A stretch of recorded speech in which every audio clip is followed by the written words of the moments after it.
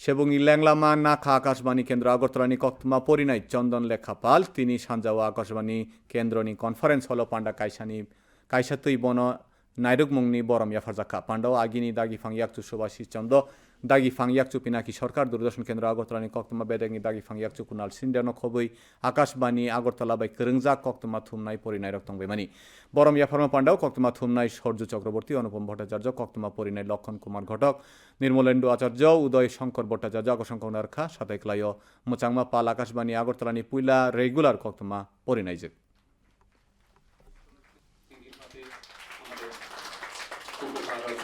এবং বর্তমানে অনিয়মিত গঠন করছেন আমাদের সবার সম্মাননা করতে আরেক বরিষ্ঠ সংবাদ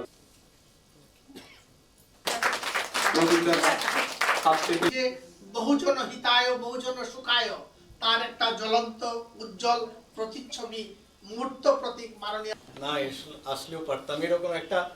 পরিস্থিতি আমার আরো আবেগ ঘন যে অনুষ্ঠান বর্ধিত করার জন্য আমাদের সকল खुशी की भी घड़ी है दुख की घड़ी है दोनों है मिक्स रिएक्शंस বাস্তবেজনও প্রয়োজন আছে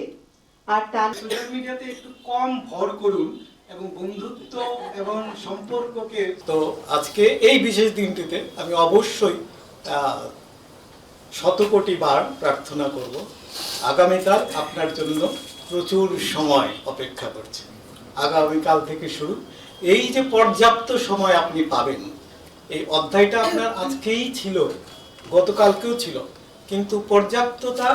এবং তাকে কাজে লাগানোর অবকাশ কাল থেকেই আপনার শুরু এবং আমি আশা করব প্রার্থনা করব লক্ষ কোটি বার যে এটাকে আপনি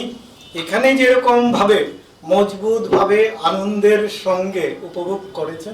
করিয়েছেন সেটা আগামীকাল থেকে আপনি আরো বেশি করবেন এবং বড় পর্দায়